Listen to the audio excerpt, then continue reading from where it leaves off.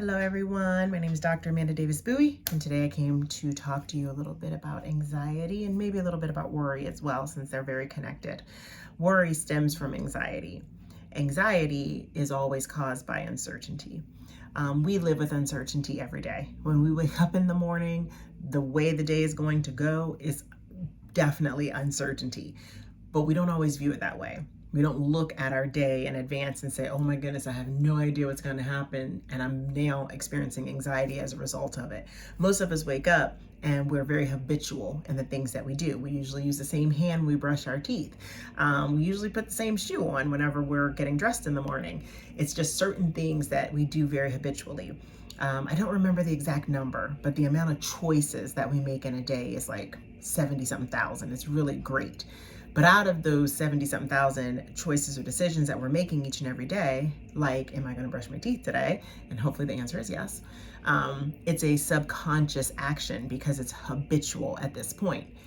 Most of the decisions that we make are out of habit, which means our brain is not really activated in making those decisions, which is another reason why some people say, if you use your right hand to brush your teeth every day, use your left hand. Wake your brain up a little bit today, right? Drive a different way to work. Wake yourself up a little bit. But when we make those changes, we are now introducing uncertainty into our lives. With uncertainty, sometimes can come a level of anxiety. So how do we deal with that anxiety? Well, how do we create certainty in our life?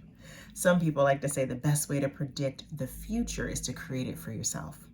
Well, one of the best ways to deal with uncertainty is to do what you can to predict things with a level of certainty, right? So for instance, if you're going out to try out for a team, let's talk to maybe my high school students for a minute, and you already know because the coach is one of your parents' friends and you've been playing with this coach maybe in AAU or in another league outside of school for so many years, and this coach knows what you're capable of. When you go out and try out for that team, you know with pretty much certainty that you're going to make that team. Whereas another student who's maybe new to the sport doesn't have the same connections to the people making the decisions about their future in this sport, they may go to that tryout and feel a level of anxiety that the other person who has more certainty in the outcome than what they will feel. So when we can introduce certainty into our life, then it definitely helps with us handling anxiety. Another way for us to deal with anxiety is to simply stop feeding it. So anxiousness is a normal emotion that we all feel, and anxiousness is necessary.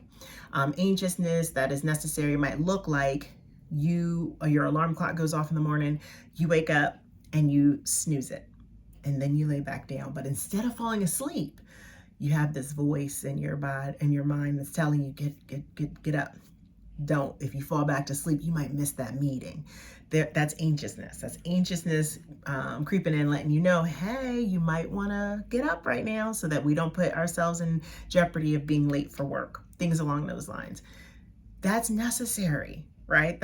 We need that extra accountability built into us so that we can stay on task and so that we can accomplish things that we set out to accomplish. But that anxiousness grows into anxiety when we start questioning things, right? You might feed the anxiety by doubting yourself. You might feed the anxiety by now declaring all the things that are filled with uncertainty throughout your day and really acknowledging them and allowing yourself to worry about them. Because again, remember, worry stems from anxiety, okay? We want to make sure that we don't feed our anxiety, and we also want to make sure that we do not allow ourselves to be carried on through with worry. Think about this for a minute. When we talk about worry and or anxiety, and then we talked about predictability. When you have an individual who is in a situation where they are being harmed, they don't know when the perpetrator is going to harm them, but it's happened multiple times and they're still living in this home with this, let's say, perpetrator. Sometimes what you'll have happen is a victim will do something to instigate the negative behavior from the abuser to cause harm to them. And you might wonder why it happens. The reason it happens is because they want to at least have some bit of control over what's happening to them. And when they can choose when the attack will happen, then that individual has at least some control and therefore more predictability. That predictability is going to help to decrease the anxiety that they're experiencing in this negative situation. Okay? Now let's shift a little bit and look at worry. There's a really good book. It's called The Gift of Fear. It's by Gavin de Becker. And he talks about worry. And he says worry is a fear that we manufacture and that it is not authentic. He suggests that worry does not bring solutions and it often detracts us from finding them. He also calls worry a form of self-harassment. He says worry is a way to avoid admitting powerlessness over something, and that worry feels like we're doing something. So it makes us feel like we're being productive because I'm worried about you.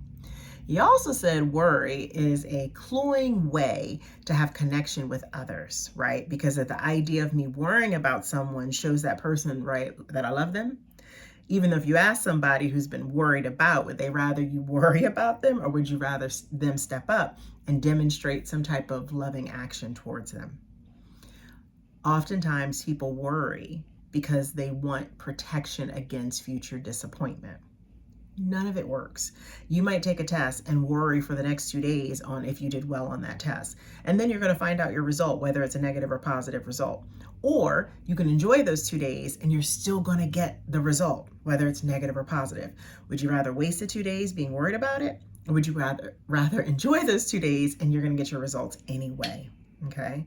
So de Becker uses this analogy that I really appreciate, and he does a comparison between real fear and worry and the relationship between pain and suffering.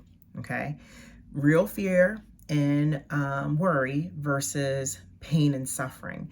And he says that pain and fear are necessary and very valuable components of life, while suffering and worry are destructive and unnecessary. He also believes that worry tends to hurt people much more than it helps because it interrupts our clear thinking, it wastes time, and ultimately it shortens our lives. So please don't sit around allowing yourself to feed your anxiety and sit and worry because it doesn't help you in any capacity. Instead, I want you to pay attention to what do I have control over in my life?